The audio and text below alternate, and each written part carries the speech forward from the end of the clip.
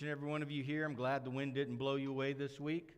I found a few shingles. I couldn't find where they came off the roof, but there's a few shingles in the parking lot. If you're missing shingles, you might want to go over here and look in the parking lot. They might be yours.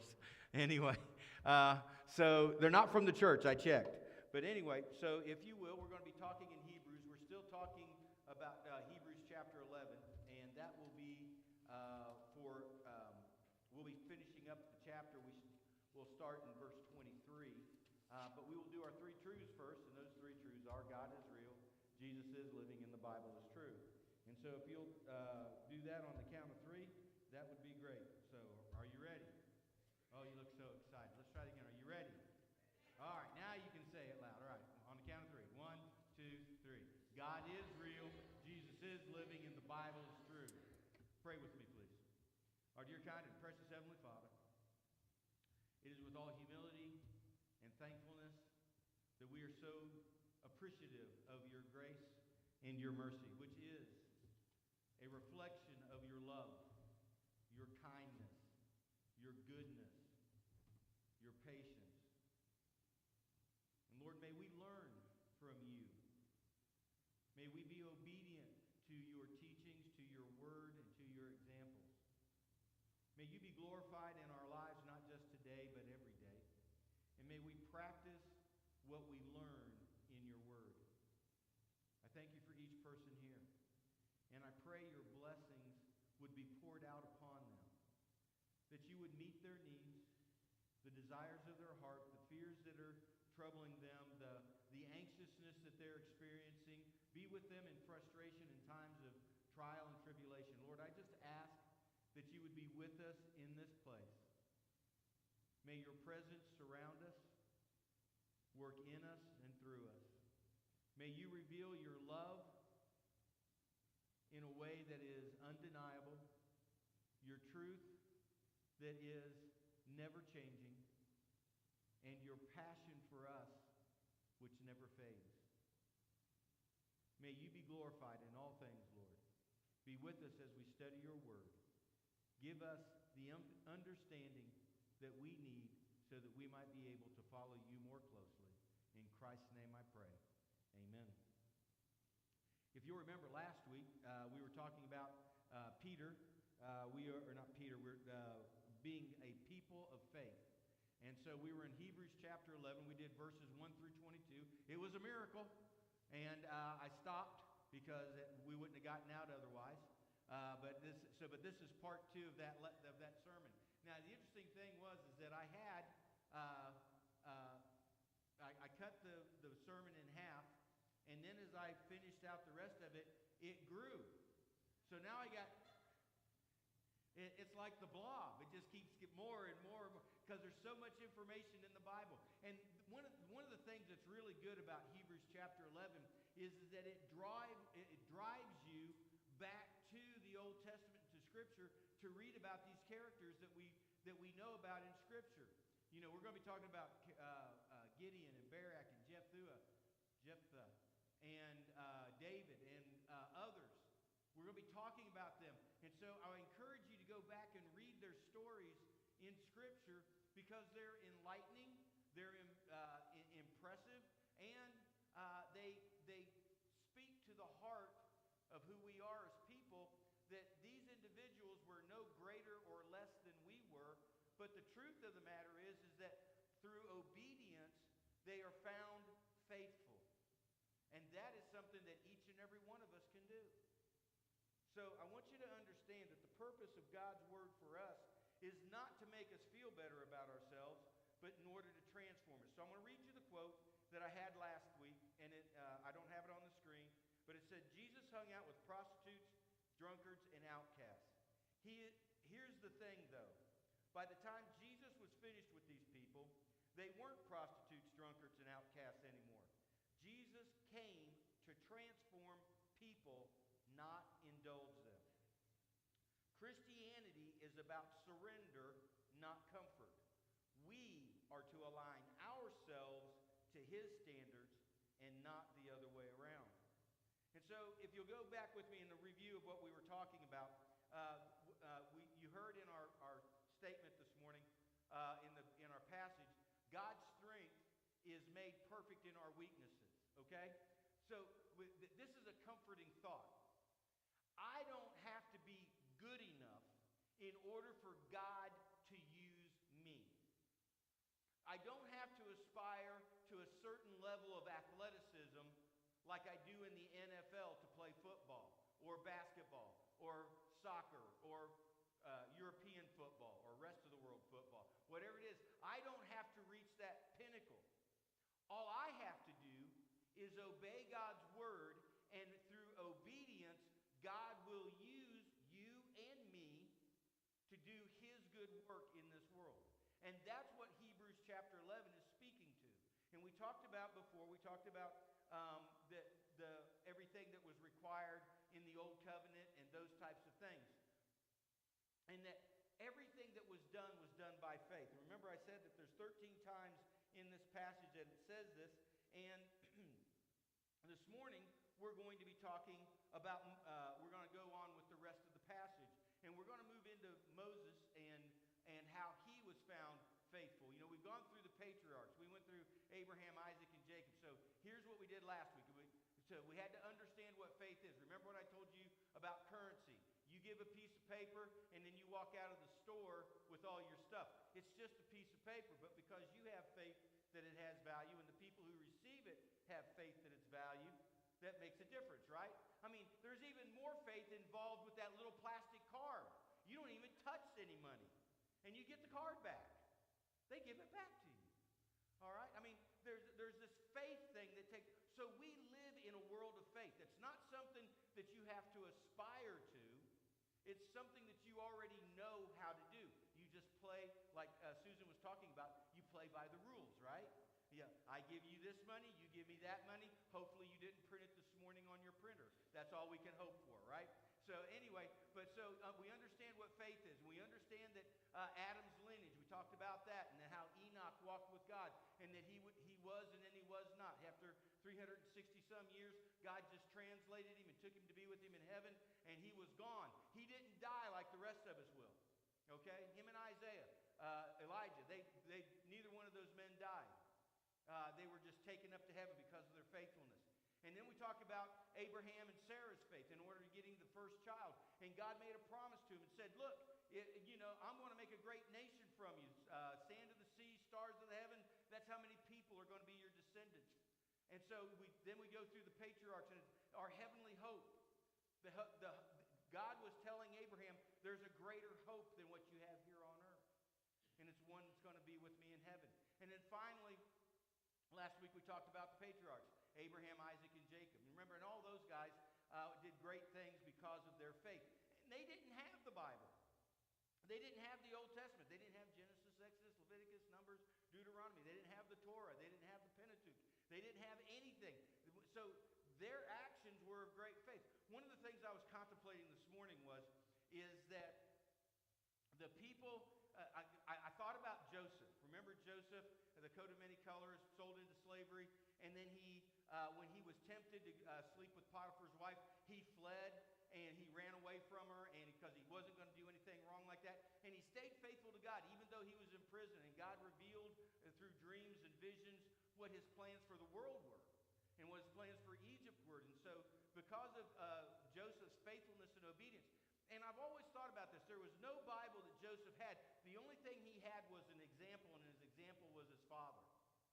And Joseph's, and I'm thinking about that, I'm going like, man, the most important thing we can do as people is to live lives that are good enough so that when our kids are challenged to do the wrong thing, they can think about us and go, no, I don't think I'm going to do that. But now we even have the Bible that we can reinforce it. And we can say, look, children, I follow this, and I hope you follow my example. Do what I do, not because I came up with the idea, but because I'm obeying what God said to do. I'm being obedient to his word. I'm following his commands. It's not my way, it's his way. I can promise you that when I was a kid, there was a lot of things I could have done and I didn't do. There was a lot of things I did do that I shouldn't have, but there was a lot more that I could have done. And it was simply because my dad was a great example. I resented that as a kid, but I'm so thankful of it as an so living a life of righteousness and holiness before your children is wonderful. And so this week we're going to talk about the last 3 points that I didn't get to last week, and that is we're going to be talking about what God has done for us. And so the first thing we're going to talk about is Moses. So if you'll read with me in verse 23. Remember, everything in this passage starts out, in not just this passage, but the entire chapter, starts out with these 2 critical words. By faith. By faith. By faith. And then something's accomplished. By faith, this thing was done. By faith, these people did that. So understand that we have the same ability that they did. They're not superstars or rock stars, or they're just like us, but God is recognizing them because of their faithfulness through this author of the book of Hebrews, so that we might learn from their good example, so that we might live lives of righteousness and holiness that brings honor and glory to God. So in verse 23 it says, by faith Moses, when he was born, was hidden for 3 months by his parents because they saw he was a beautiful child, and they were not afraid of the king's command. By faith Moses, when he became of age, refused to be called the son of Pharaoh's daughter, choosing rather to suffer the affliction of the people of God than to enjoy the passing pleasures of sin. Esteeming the reproach of Christ greater riches than the treasures of Egypt, he looked to the reward. By faith he forsook Egypt, for not fearing the wrath of the king, for he endured as seeing him who is invisible. By faith he kept the Passover and the sprinkling of blood, lest he who destroyed the firstborn should touch them. By faith they passed through the Red Sea as by dry ground, whereas the Egyptians, attempting to do so, were drowned. So here's this thing by faith. Everything that Moses did. An interesting thing. Moses' faith began with his parents. All right? By faith. There was an edict. The Pharaoh, when Moses was born, was you got to kill all the male babies because they're getting too numerous. There's too many of them. And if they decide to go with our enemies, they'll overthrow us. So we can't have this many people. And so they said, start killing the male children. But Moses' parents decided instead to put him in a little raft of reeds, floating down the Nile River, a crocodile-laden river, floating down the Nile, okay, and let him float down to Pharaoh's daughter, who was a princess. She sees him. He's a beautiful baby. She decides to adopt him. And then when she adopts him, he is raised in the palace of Egypt, the Pharaoh, as a prince of Egypt. And so he's very well educated. He's been given all sorts of advantages and everything else. But when he comes of age where he can either choose between being an Egyptian or being a Hebrew, he chooses to be a Hebrew because we know that he was nursed and he was raised by his mother in the palace. And so when he has that opportunity to either have palatial riches or slavery and poverty, he chooses slavery and poverty. He chooses the life of a slave instead of being that of a prince. He forsook those things. He gave up the life of a prince. He didn't worry about the wrath of the king when he came back to Egypt. Remember, because his brethren were being persecuted by an Egyptian slave master, he killed the man, and once he was found out, he fled Egypt. Now, there's an interesting thing. If 40 is a significant number in the Bible, and I tell you what it means, but I forgot already. Anyway, you got 40 days, 40 days of rain. You got 40 days. For 40 years, Moses was in the land of Egypt. From 0 to 40, he was in the land of Egypt. Started out as a prince, ended up as a slave, killed a slave master, and he runs away. Okay, so there's the first 40 years. Second 40 years, he flees to Midian, which is in the desert, and he's a sheep herder. He's a shepherd. For 40 years, he shepherds sheep. And then he sees the burning bush on Mount Moriah, and he goes up, and God calls him into ministry at 80 years old to go get the children of Israel out of Egypt and take them to a land that God will show him. He'll take him back to their forefathers, show him back to the promised land. His life, Moses lived 120 years, and his life is divided into 3 parts, 40, 40, and 40. It's kind of interesting. There's a great study on that. I'm not going to do it because I still got a lot of people to go with today, all right? But just understand, Moses lived his life. His life was continually a training ground so that God could use him at 80 years old. There's a lot of us that say once we get past, once we get the retirement watch, once we're on the pension, once we get all this other kind of stuff, and we're just coasting to heaven. That's what a pastor friend of mine used to call it. Once you got retired from work and you passed 65, we're just coasting to heaven. He says those are the most blessed, bountiful years of an individual because you're not sidetracked with all the other things that are taking place. And I'm going like, wow, that's really something else. Actually, it was Herschel. He heard it from Herschel Hobbs. But anyway, so Moses didn't fear because he was obedient. He was obedient to the teachings of his mother. He was obedient to the ways of the Hebrews. He was obedient to his father-in-law out in Midian, where he shepherded sheep. He was obedient consistently, and God calls him to work for him. And at Mount Moriah, as you remember, he starts backtracking. He says, "I stutter. I can't do this. I can't do that." By the time he finishes, he doesn't have a problem speaking at all. But he does these things because God calls him to. And I want you to note that when Moses obeyed God, there was a great thing that happened. As Moses obeyed God, he continually obeyed God.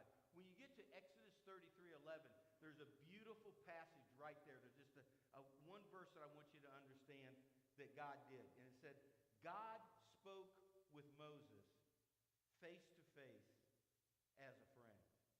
Moses used to go into the tabernacle in the Holy of Holies, and the Shekinah glory of God would rain down on that place. And Moses would be in there, and he would speak with God. And he used to have wear a veil because when he came out from the presence of God, he glowed. And he wasn't anywhere near Chernobyl. He glowed. All right? He wasn't near the whip site. He glowed. It was a heavenly glory that he shone forth. He reflected God's glory because God treated him as a friend. Why? Because he was obedient to the leadership of God in his life. And the more he was obedient, the more God drew near to him. Remember Enoch? It said he lived a life that he was holy. He walked with God. And each of us can walk with God. We should walk with God. We need to, when we walk with God, there should be a transforming power that takes place in our lives so that we grow closer to him and farther away from the things of the world. And so you see these kind of things. Vance Havner said something really, really great about Moses, all right? If you want to write it down, get your pen out, all right? You remember doing that when you were a kid? The big pen, you'd lick your... I had dots on my tongue. Anyway, but, because you wanted it to write. You had to prep it. But if you want to write this down, I think this is a great statement. You may not, but I think it's a great statement. And it says, Moses chose the imperishable, saw the invisible, and did the impossible. Why is that critical? Well, think about it. In the latter part of Moses' life, as he leads the children of Israel out of Egypt, he leads them to the promised land. He goes through the Red Sea. He didn't go through the marsh. He went through the Red Sea on dry ground. There was a video one time, and it was a cartoon type video, and the children of Israel are walking through the Red Sea, and they can see off on the sides, and they can see the fish and everything, and one of them showed a whale giving them the eyeball through the water. I thought that was so cool. I wonder, hey, have you ever seen that kind of fish? I wonder if any of them reached in and grabbed a tuna. I don't know. Anyway, but the water was pushed to the sides. They traveled through on dry ground, and when the Egyptians went to follow, God let the water come crashing down on them and drown them, and thus preventing them from taking the children of Israel back to Egypt and back to slavery. But God does it again. When he has Joshua lead the children of Israel, which we're going to talk about in a minute, over the Jordan River. God worked miraculous things because people obeyed what he said to do. Why did they obey? Well, it's kind of an interesting thing. Faith only happens when you obey the premise behind it, okay? Back to money. You can get your shopping cart full. I walked into Walmart yesterday to get my prescription. You'd have thought it was Christmas. There were lines everywhere. I did not touch anybody. I went through like this, because there's germs flying around. People are sick, right? So I'm just going like this. the lines were long and everything. But there's an interesting thing. They had carts full of food. And, the Mennonites, they just use cash. They don't use cards. I've never seen one use a card. They might, but they go over and they pay cash. And so they pull out big wad of bills. And you know what? I found something very interesting. Walmart will not let you take the stuff until you give them the paper. It's an interesting concept. You can check everything out, fill your grocery cart up, be standing at the ready, have your foot in the starting gate, ready to take off. But until you pay for it, it ain't going nowhere. There's a rule. There's a belief. There's a system. Are you going to follow? Until one of you does the other, it doesn't happen. There has to be faith in it. So when God tells us to do something, trust Him to do it. Trust Him that what He's telling you to do is the right thing, not the wrong thing. Because God can't lie. God's not going to lead you into deception. And so He tells us to do these things, and then we are to follow through. And so once you pay the money, boom, you can go out of the store. You don't have to worry about a policeman standing out there with his lights on. Right? All right. But you played by the rules. God's got rules. Faith is demonstrated in obedience. It's a one hand washes the other kind of situation. You have to do this in order for this. So faith is demonstrated in obedience. So what do you think disobedience demonstrates? That's your homework. If obedience demonstrates your faithfulness, your trust, your love, and your belief in Christ, what do you think disobedience demonstrates? And so we get to this, and then it says Moses instituted these other things. Some of the greatest things that happened while Moses was in there was he set up the Passover. Remember the Passover feast. Remember what it symbolizes. Blood of the lamb on the door prevents the death angel from coming through and killing the firstborn of you and your livestock. Put the blood on the door, and you're covered. You're protected. You're taken care of. You're technically, literally, under the blood of the lamb. Under the blood of the lamb. What happens when you accept Jesus Christ as your Lord and Savior? Are you not under the blood? And He's called the Lamb of God. So you're under the blood of God. You're protected by Him. The Passover was a foreshadowing of what Jesus Christ would do. As a matter of fact, everything in the Bible points to Christ. If you didn't know that, red letter day for you, mark it down. Everything in the Bible points to Christ. It either points forward or it points back. Doesn't matter. It points to Christ. So here we have the situation. So Moses is the one that institutes the Passover, and by all the symbolism, so that the Hebrews will understand who the Messiah is one day when He comes. And so He does that. And then He says He led the Hebrews. He led them. He was their leader. God appointed him. Isn't it amazing that in the early part of Moses' life, God trained him to lead a nation. Then he rebels and he becomes a shepherd, like the good shepherd, like Jesus Christ. And then God calls him to come and take the children of Israel out. So he got trained at Harvard of Egyptology School, all right, or the Yale Institute, whatever, MIT of leadership, and then he goes and he tends sheep. That's the perfect education. I think all leadership schools, you should go to your best schools in America and learn leadership from the book, and then go out and tend sheep, and you'll be a fantastic leader. All right? Just my opinion. It worked for Moses. I'm pretty sure it'll work for you. All right? So we have this situation, and so he led them out. So we're going to go into we're going to read verses 30 and following. It says, "By faith the walls of Jericho fell down after they were encircled for 7 days. By faith the harlot Rahab did not perish with those who did not believe, when she had received the spies with peace. And what more shall I say?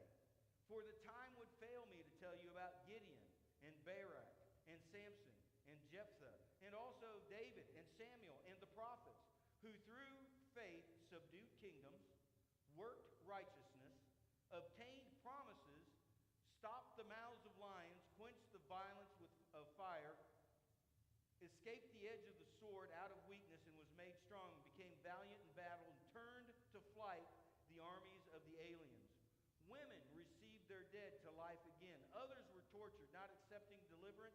that might obtain, so that they might obtain a better resurrection.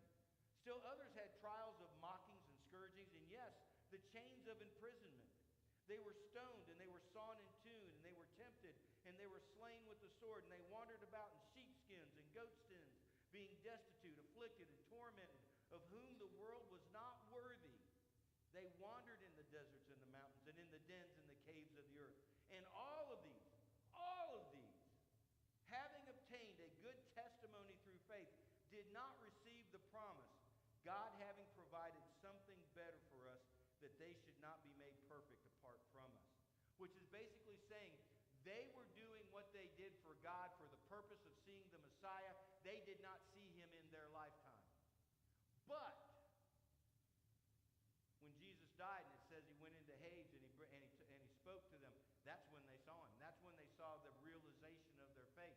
That's when they understood that all that they had believed had come to fruition. We see it on the back end. They were on the front end. They were living by faith for what they had not seen and what they had hoped for, and we live on the back end for what has happened and believing that what has happened actually has meaning for us, and we have a promise and a hope for a future with God in heaven because of what Jesus Christ has done. And he gives these examples. He says, by the walls of Jericho.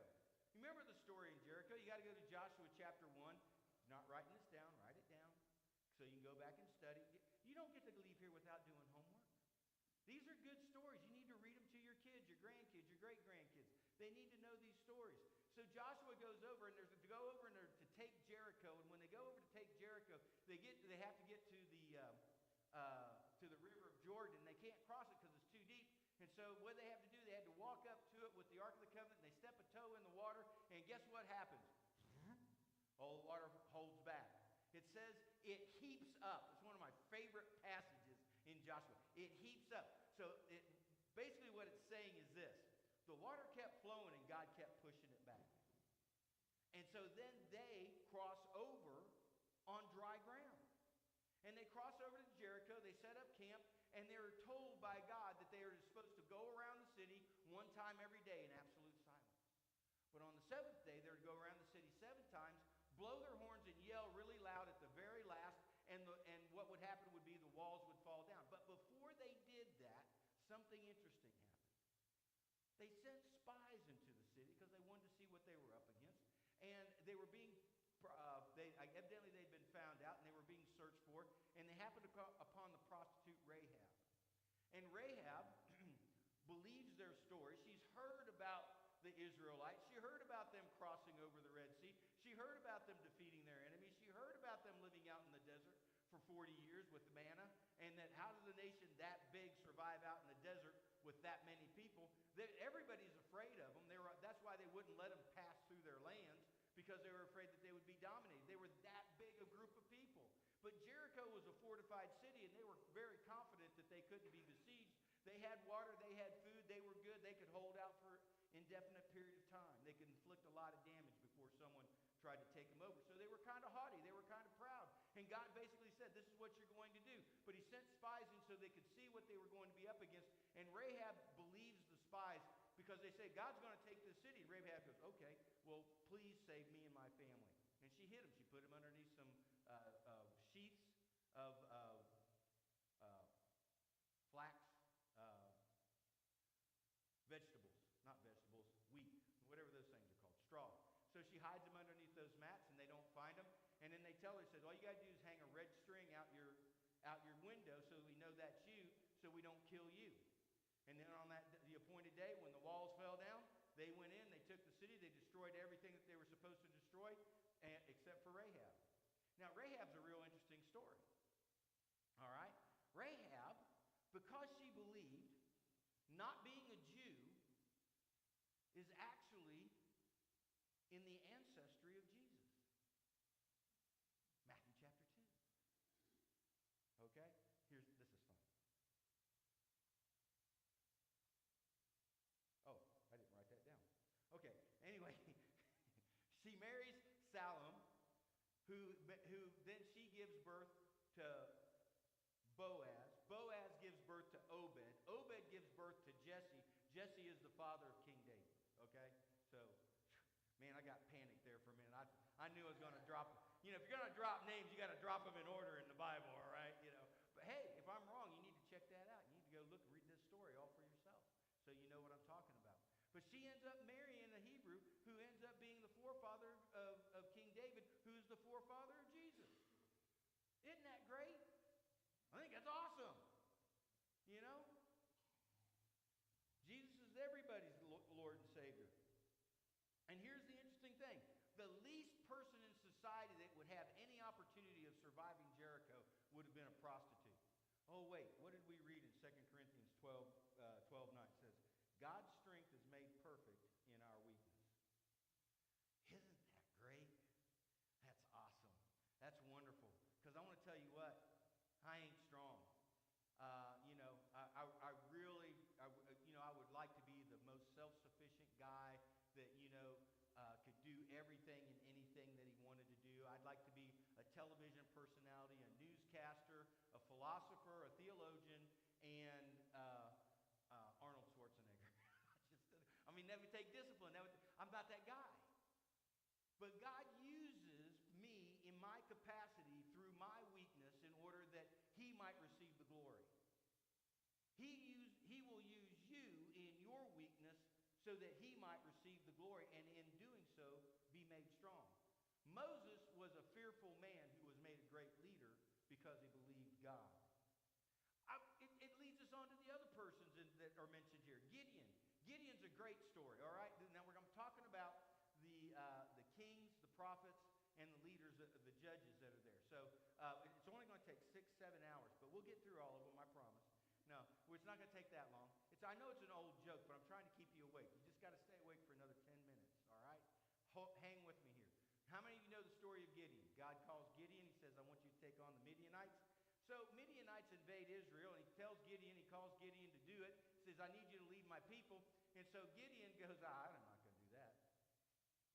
How many of you have ever thought that God's talking to you, says, you need to help out in this situation. You need to go to church. You need to give some money. You need to help someone in need or whatever. And you're sitting there and you go into the yes-no thing. Yeah, I know I should do it, but really I can't. Yes, I should do it. No, I can't. Yes, no, yes, no. And then you finally get so caught up in the indecision, you end up not doing it, right? Never been there. I'm the only one. Okay? But that's how a lot of us function, right? But in obedience, you just go ahead and do what God's called you and led you to do. So Gideon, he's going like, Gideon didn't have any problem saying no. No, not going to do it. But God calls him to, and he calls him to serve him. And so what Gideon does is he goes and he finally accepts it. And so the first thing he does is tick everybody off in the community. All right? He went in and he knocked down all the high places, butchered the animals, and offered a sacrifice to God. When the townspeople found out about it, they go after him. Praise God for Gideon's dad. Now, you got to understand, Gideon was part of a tribe that was the weakest tribe in Israel, Manasseh. His clan was the weakest in the clan of Manasseh, and he was the last one. He was the weakest person in his family. He was the least of these, okay? And so he goes and does this thing, and his dad steps up, and they want to kill Gideon for tearing down their stuff.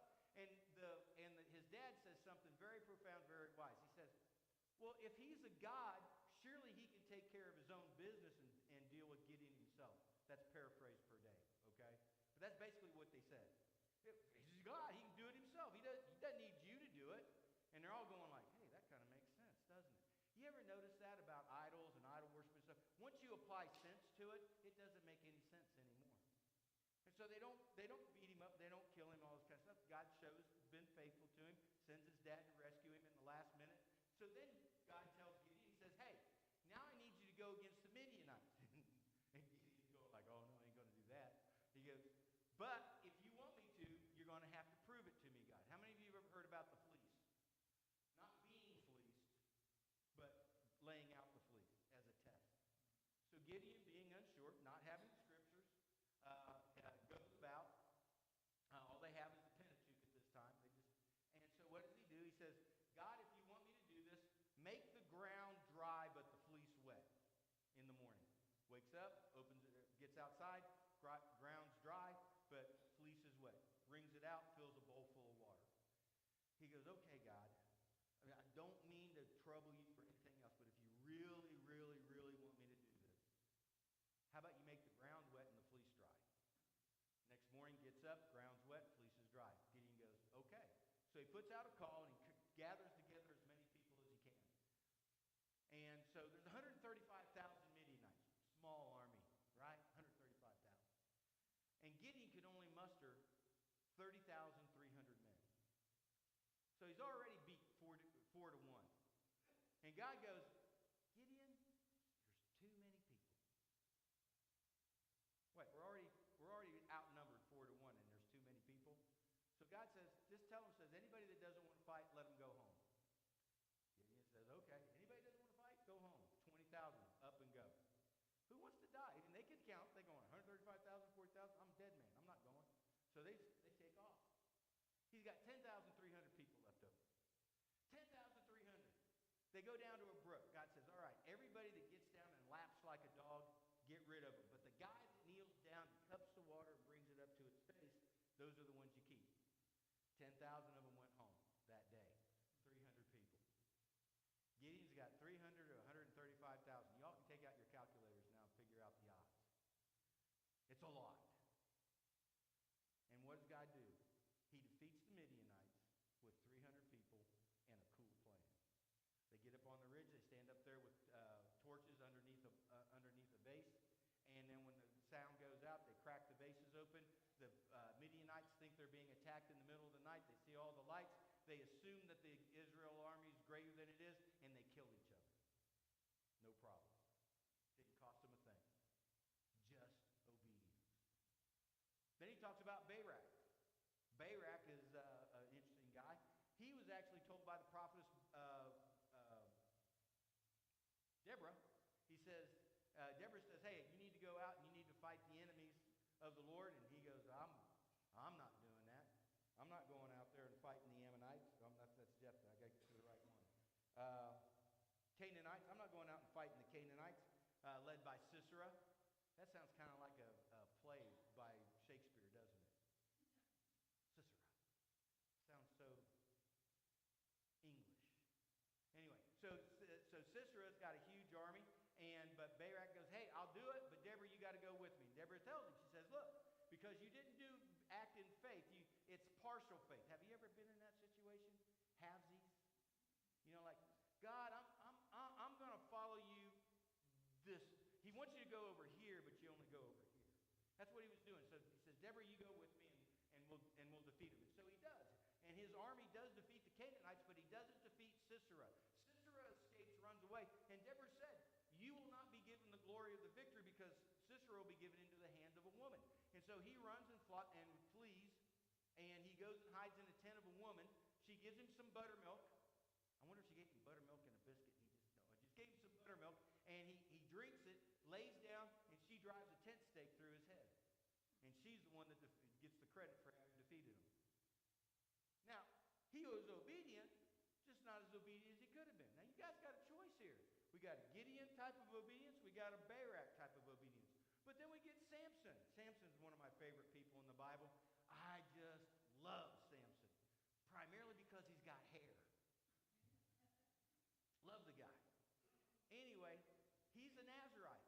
He was a promise of God. God says that he set him apart from before the womb. He says he's not to drink or eat anything. He had to follow all the Nazirite laws. I can't go to all of them right now. There's several. But the main one that we want to remember is the long hair, right? As long as he keeps the long hair, he doesn't lose his strength. If he keeps the long hair, he's always strong. And what does he do? He uses it for ill. He goes down and instead of marrying a Jewish girl, he goes down and finds a Philistine. And then they get into a fight. He ends up killing a bunch of people, catching their fields on fire. This is one of the greatest stories in all the world. I think this is so wonderful. You tie foxes together, and then you put a burning torch between their tails and let them take off running from the fire through the fields at harvest time. That is awesome. Do that here, and we'll burn all the way to Colorado. But it was awesome what he did in that day and age. And so the Philistines hate him. They loathe him. They try to capture him. They torment people. He kills 1,000 of them on a mountaintop. He just beats the crap out of them with the jawbone of a donkey. I'm not going to say the other word. But he beats he defeats them. And then he settles down and he rules the Israelites. He judges them for 12 years or 20 years. And then he finds another girlfriend, Delilah, right? And he's in love, love, love. He was a great warrior. He was an adequate leader. But he was a terrible person when it came to temptations of the flesh. And she seduced him, cleverly convinced him, worried him to death by constantly nitpicking at him because saying, you don't love me because you won't tell me the secret of your strength.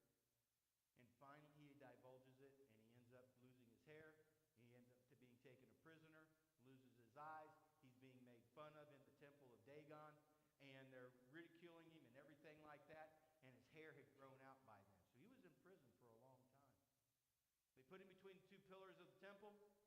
And he says, Lord, if you just let me defeat my enemies this one last time and let me die with them so that you might get the glory, do that. And so he does. He pushes on those pillars. The temple falls down. He kills more in his death than he did in his life. But he solved the problem of the Philistines tormenting the Israelites. Why is all this important? There's no one set way for obedience. But when obedience happens, great things follow. I think a problem for a lot of us in our lives is that our refusal to be obedient, to pray, to read, to teach, causes a tremendous amount of problems in our personal lives, but also in the lives of our family. Because the model isn't being set. The die isn't being cast. Then there's Jephthah. He's a good guy. He's a foolish man. The power of God falls on him. He's going to defeat the Ammonites, but he makes a foolish vow before the Lord. Lord, never, never, ever, ever ask for a human sacrifice. But Jephthah makes this thing. As soon as the Spirit of the Lord falls upon him, he understands that he's being driven by God, led by God. But I want you to understand something. Each one of us has the Spirit of everybody that believes in Jesus Christ as their Lord and Savior and asks for forgiveness of their sin has what living in their lives, or has who living in their lives? God. The power of the cosmos living in an itty-bitty living space. The Holy Spirit lives inside us. Have any of you ever sinned after having accepted Jesus Christ as your Lord and Savior? Do not raise your hand, because if you don't raise your hand, then I'll know you'll have to because you're a liar. Okay? We all have sinned and fallen short of the glory of God. And I want you to understand that Jephthah, even though he was under the power and the influence of the Spirit of God, makes a foolish vow before the Lord. And I don't know what he was thinking. He says, whatever comes out of my house, the first thing that comes out of my house, I will offer that to you as a sacrifice. And the first thing that comes out of the house to greet him is what? His daughter. And he follows through with the vow. And this is what happens in society. I preached this message in January of 2021 on TV. Some of you may have seen it. Some of you may not have. That was during the COVID thing when we were locked down. You didn't see it, so I'm not repeating anything. But Jephthah made a vow to God that God did not ask for, and he carried it out. He killed his daughter. I want you to understand something. A great act of obedience was followed by a great act of foolishness. We all have that possibility. And the greatest thing that we can do is to constantly stay close to God and be obedient to his leading and not our own foolish interpretations or impressions. You got David. We all know about David. David was a humble boy. The interesting thing about all these guys is they were all kind of like outcasts. They were outsiders in their community. And God uses them. Gideon was the least of these. Jephthah was the son of a harlot. Barak was not the greatest general in the world. And then you got David.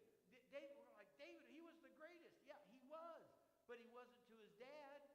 When Samuel came to anoint a king from the house of Jesse, Jesse doesn't even call David in from the field. Samuel has to go, do you got another son? He goes, oh yeah, I got another one out there. David, he's over there. Go get David, have him come in. So David comes and he's the one to be anointed king. David was the least of these. His brothers hated him. When he showed up to fight Goliath, they're going, oh, he just came to show off. Because they'd heard about the story about defeating the lion and the bear.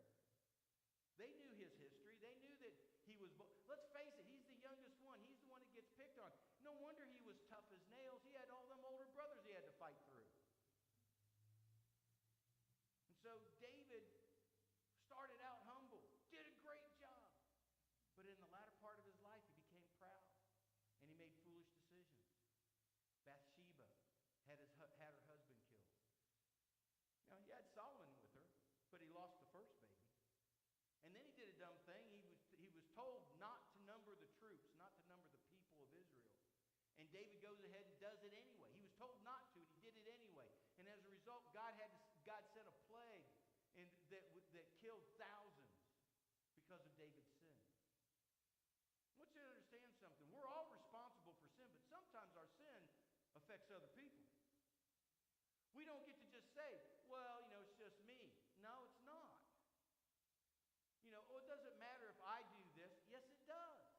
Because it's going to bleed over. It's going to bleed over in your family. It's going to bleed over in your extended family. It'll bleed over into your church. It'll bleed over into your community. Sin has far-reaching effects, but obedience does well. Finally, there's Samuel. Samuel was the kid that Hannah wanted but gave away. Remember, she went into the temple and she was praying. She was barren, and she asked God for a child. And Eli tells her, "Okay, you can have it. God's going to give you a child," because she said she would give him to the Lord. And so she does, and Eli raises him. Now, he did a terrible job with his sons, but he did a fantastic job with Samuel. Samuel took Eli's place, became a priest and a prophet and a judge. He was the last judge in the judges period of the Bible. And he followed through with what God had called him to do. But he was always pining for Saul because he wanted Saul to be king. David was second choice, but he wanted Saul to be king. It says, and finally God tells him, he says, quit pining over Saul. David's the guy. Saul's the one that's not going to be. You can see why. And so you see all this faith demonstrated in all this human weakness. What excuse do we have to tell God, you can't use me? Oh, I don't really have to obey you, God, because I'm nobody of any, I'm insignificant. I'm nobody important. You can't use me. Folks, he can use you. He will use you. He wants to use you. The only part you have to choose is whether you're going to be obedient and act in faith. There's a bunch of other ones that are listed. And each one of those can be, I'll just give you the names of some of the people that they're talking about. They're talking about Isaiah, Elijah, Daniel, Shadrach, Meshach, Abednego, Hezekiah, Zechariah, Jeremiah, John the Baptist, Stephen, and all the disciples. Those are all the examples that the author is listing there in verses 35 through 39, just so you have an idea. So now you can go back, watch the video, and then you can write down and you can read about their stories, and you got more homework. For those of you that like homework, like my sister's best friend in high school, who used to raise her hand. Oh, teacher, you forgot to give us our... Shut up! But this is good stuff. This is fun stuff. You see, we're all going to struggle. And here's the interesting thing. I'm going to call it interesting because it really is, it's a tough decision. Okay? I want Jesus to save me, and I'm looking for me going to heaven. And he promised me that he would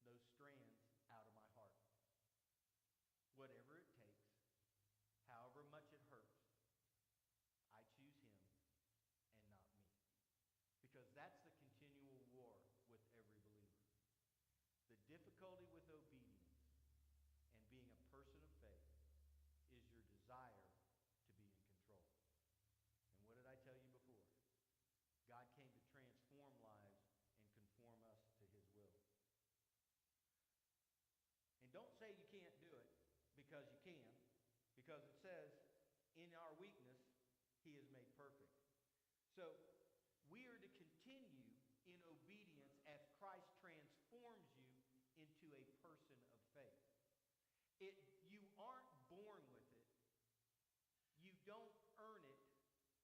You exercise it. You learn by doing. So here's your choice. John 14:15. If you love me, keep my commandments, is what Jesus said. It's just that simple. So you got a challenge. You're going to do what you believe. Obey Jesus' command, and you will be a person of faith. If you don't, you won't. Let's pray. Our dear, kind, and precious Heavenly Father, we thank you for today. May each of us, as we battle in our hearts those things that are constantly pulling us away from you, give us the strength to draw close to you and pull away from the world. May we honor you and glorify you with our lives, not just today, but every day. May we give you that which